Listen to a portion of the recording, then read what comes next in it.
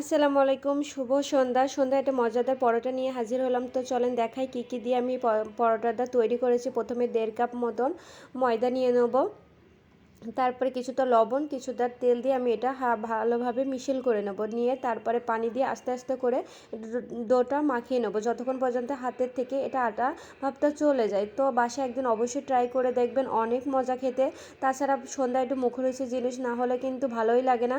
আর বাচ্চারাও এটা খেতে অনেক পছন্দ করে। সো আমার কিন্তু ডোটা মাখানো হয়ে গেছে। ওপর থেকে আমি কিছুটা তেল দিয়ে এটা মেখে কিছুক্ষণের জন্য ঢাকনা দিয়ে রাখবো। তারপরে বাকি কী অংশ লাগছে দেখায়। এই ডাল সেদ্ধ, ধনিয়া গুঁড়ো, গাজর কুচু, জিরে, ধনিয়া ধনিয়া গুঁড়ো, শুকনো লঙ্কা, লবণ ও হলুদ দিয়ে এটা ভালোভাবে মেখে নেব।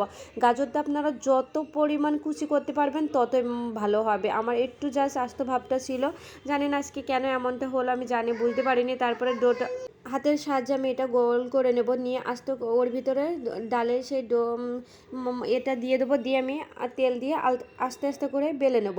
তো আমার আজকে একটু প্রবলেম হয়েছে, গোলও হচ্ছিল আর না, আর একটু ঝামেলা হচ্ছিল, কেন বুঝতে পারিনি। যাই হোক, গাজরটা হয়তো একটু বেশি পুরো হয়ে গেছে। তো তারপরে সে আমি ফ্রাইং প্যান দিয়ে তেলটা গরম করে তারপরে পরোটাগুলো ভেজে নেবো। দেখছেন কত সুন্দর হয়েছে, কিন্তু গোল হয়নি কিন্তু আমার প্রথমটা, জানি না কেন আজকে এমনটা হয়েছে। প্রথমেই বলে নিলাম। তো অবশ্যই তারপরে একটু যাই গোলটা হয়েছে, কিন্তু বিশ্বাস করেন কি, একদিন বাসায় বানিয়ে দেখেন, অনেক মজা। আপনারা যারা বাসায় বানিয়ে আমাকে একদিন কমেন্টে জানাবেন কতটা মজা হয়েছে। বাচ্চারা কিন্তু অনেক পছন্দ করে। সো আল্লাহ হাফেজ।